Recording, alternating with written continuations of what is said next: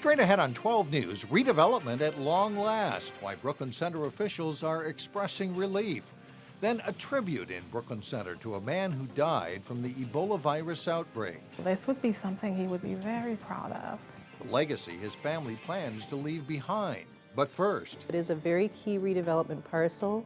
A big purchase to bring more life to downtown Robbinsdale. 12 News starts right now. Hello and thanks for joining us. I'm Mike Johnson. And I'm Alexandra Renslow. We start in Robbinsdale, where the city is eyeing a big redevelopment opportunity for its downtown. Robbinsdale is buying the old TCF Bank building, and Shannon Slatton explains the significance and what could happen next. It is a key spot in our downtown, and it's been on the market now for over a year. The TCF Bank property on West Broadway is a large one, stretching for half a block. This is a great opportunity to think about what kind of redevelopment would be appropriate for this area, whether it's remodeling the buildings or starting all over with something new. The city plans to purchase the property for $628,000. The deal includes not only the building, but 2 parking lots, one directly behind the building and one off Hubbard Avenue. So it is a very key redevelopment parcel. It's a great opportunity for the city to be in the driver's seat about what does go into that spot. City officials say they are open to any and all viable ideas, knowing they want something to complement popular downtown restaurants and not cause a parking conflict during peak hours. As we are looking for a partner in the downtown area, we want to consider everybody's parking needs and making sure that there's an ebb and flow for the parking demand. The proposed LRT line will also stop nearby, which could be an attractive asset for a future business. I think something to keep the focus on the small town community aspect of Robbinsdale would be key. People have several ideas of what could go here. I think some small, intimate shops would be a perfect fit. I would like to see a jewelry store in there. I think a child care, baby care, baby center. A furniture store would be wonderful in there. Still, more people we spoke with off camera say they really don't know what would be a good fit for this size of building. But they agree on one thing, something that would bring more people into downtown Robbinsdale and support the businesses that are already here. In downtown Robbinsdale, Shannon Slatton, 12 News. The city closes on the property in November. Interested businesses can check out the city's Open to Business program to help determine if this property could be the right fit. Now to another large data breach, this one impacting Jimmy John's sandwich shops, including 2 in the Northwest Metro. 12 Minnesota stores were affected by this latest data breach, including the Golden Valley store and the Maple Grove location on Wedgwood Lane. Jimmy John's says its point of sale systems were compromised between June 16th and September 5th. The problem is now fixed. The company has hired forensic experts to handle the investigation. Customers who purchased older model Honda Civics only to find out later they were ripped off now hope to get their money back under a plea deal announced today. Zachary Moore owned Civics Reborn, which had offices in Brooklyn Park and other Twin Cities locations. He pleaded guilty to a theft by swindle charge. Many of his locations abruptly closed, leaving customers out thousands of dollars. Moore will serve jail time, probation, and must pay about $200,000 in restitution to victims. Meantime, Hennepin County is warning people this evening about a phone scam. The sheriff's office has taken complaints from residents receiving calls that there is a warrant out for their arrest for unpaid court fees. The phone scam pressures residents into providing credit card information. Another scam reported lately involves callers pretending to be the IRS or IRS agents demanding back taxes. The IRS always sends letters and never asks for payment information over the phone. In Brooklyn Center, the long wait to clean up a contaminated piece of property is finally over. The State Agriculture Department approved a cleanup plan for the former Howe fertilizer site on Osseo Road. A fire in 1979 sent tons of chemicals into the soil. For the past 6 years, development stalled while state agencies disputed who had authority over the cleanup. Now that the dispute is settled, city officials are expressing relief that redevelopment can move forward. The cleanup is estimated to cost more than $2 million. A memorial service will be held in Brooklyn Center for the first Minnesotan to die from the Ebola virus. Patrick Sawyer died in July, just a day after contracting the infectious disease in West Africa. Sawyer's wife is now using his death to educate and stop the spread of the virus. Reporter Sonia Goins has more. I was shocked because I didn't see it coming. It's been a few months since 40-year-old Patrick Sawyer died from the Ebola virus. It's been unreal and hard. His death is still hitting close to home for his wife, DeCornty Sawyer. Like I'm living someone else's life, like this isn't happening to me. It's been surreal. Patrick was a consultant for the Liberian Ministry of Finance and was in Nigeria when he got sick. He was being quarantined and I was freaking out. I was calling him, texting, are you okay? And just no response. DeCornty never got to tell her husband goodbye. At 3 a.m. in the morning, I got a call that he had died.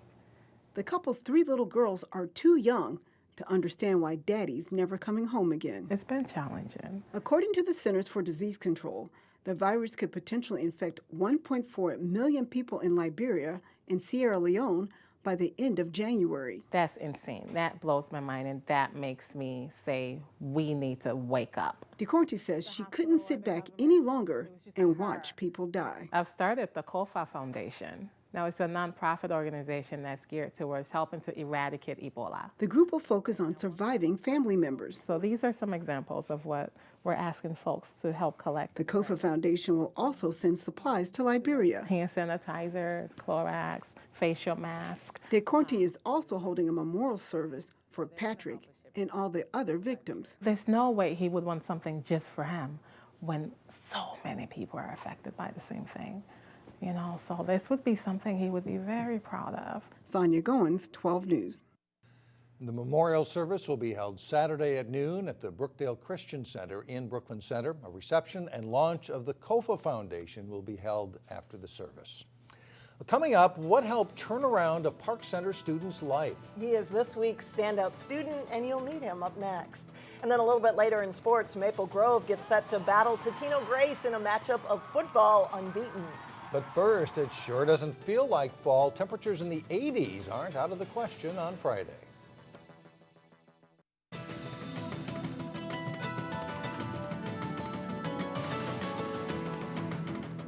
This week's Standout student hasn't had an easy road to success. Park Center senior Saydee has learned a few valuable life lessons along the way.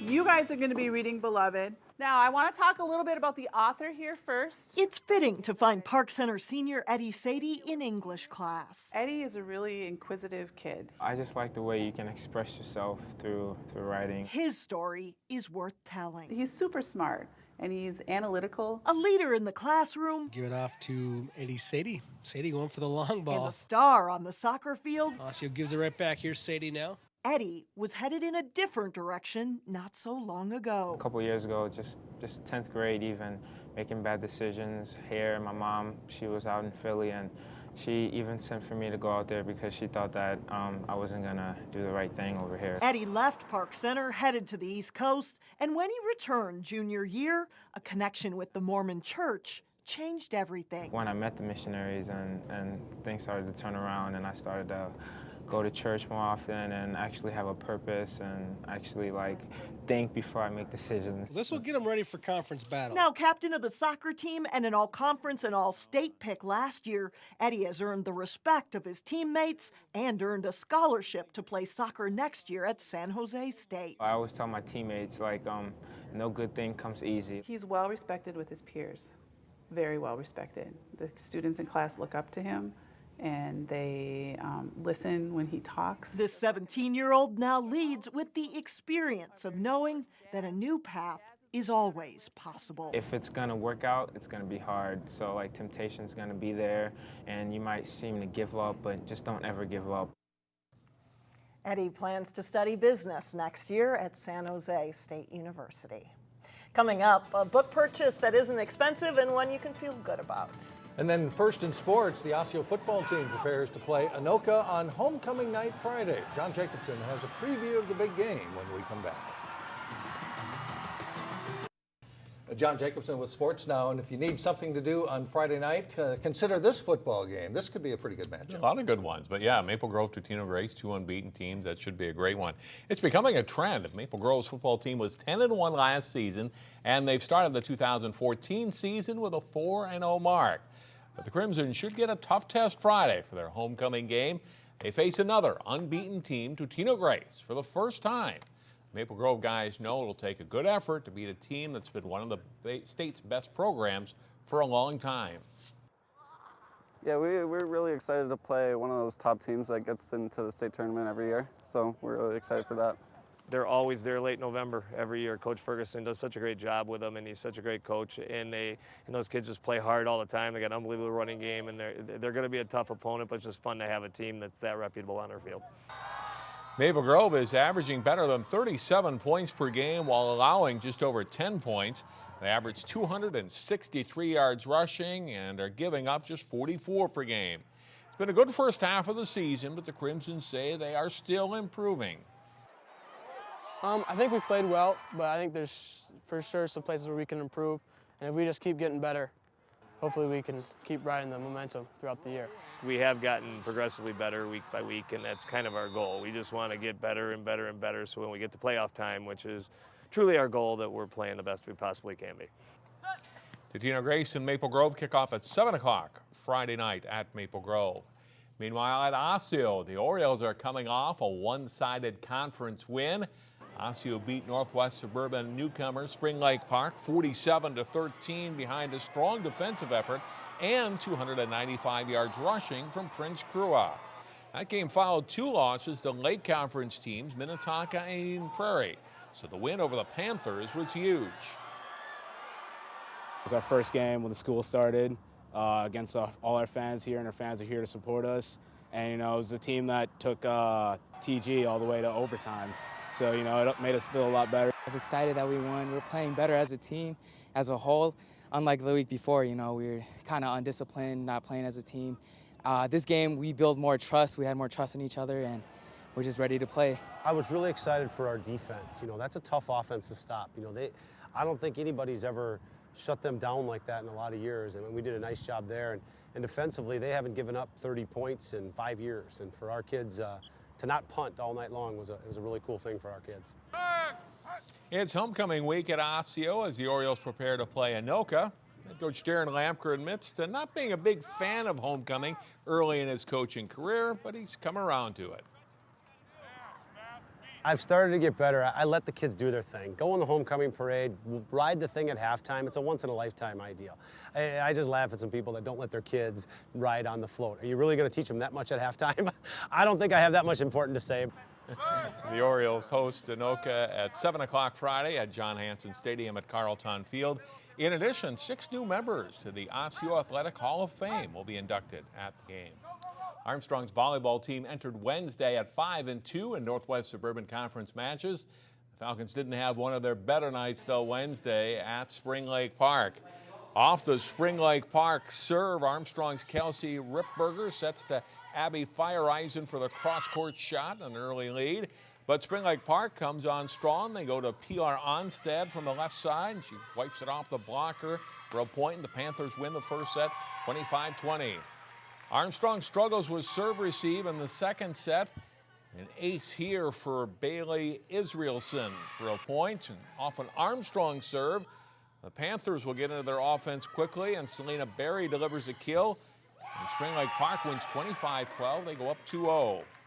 After a slow start in the third set, Armstrong tries to rally. Courtney Malum rolls it over the blockers and into an open spot for a Falcons point. But it's Spring Lake Park's night. Off a Falcons serve, ball goes to Onstead, and she puts it away. Armstrong is swept by Spring Lake Park. Nice little bounce back for the Panthers, who got swept by Osseo the night before that. All right, thanks a lot, John. In Local Vote 2014, we wrap up our look at candidates running for the Osseo School Board. Today we'll hear from Radius Guess, who is an entrepreneur and community organizer, and Adua Agawanye, who is a mental health practitioner. Hello, everyone. My name is Adua Agawanye. I'd like to introduce myself to you as a candidate for the Osseo School Board. I am a strong supporter of our district's mission for all children. However, the achievement gap is unacceptable.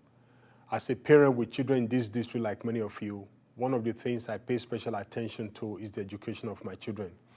As many of you already know, too many of our children are struggling in this district, and this has to stop. If you choose me, I will work very hard to to close the achievement gap by hiring more teachers of color. I want to create a trusting relationship with the community. Every school board member must be judged by what is being done now to improve the student achievement. So I ask for your vote on November 4th. God bless you. Hi, my name is Radius Guest, and I am a candidate for the Osseo Area School Board District 279. As you enter the polls on November 4, remember, I am an entrepreneur, educator, community organizer, wife, and mother of 4 children.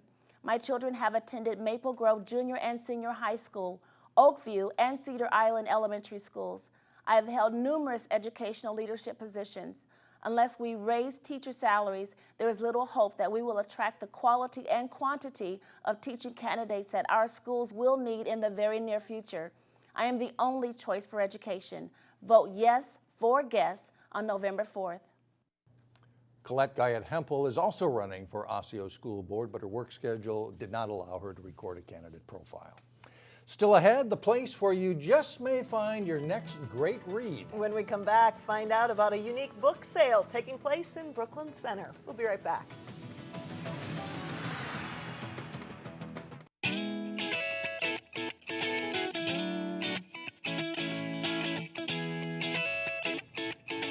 And finally, how your next book purchase can help local students pay for college. A Brooklyn Center driveway is serving as a makeshift book and puzzle store this week. It's an event organized by the Brooklyn Center Women's Club, which has more than 7,000 books for you to choose from.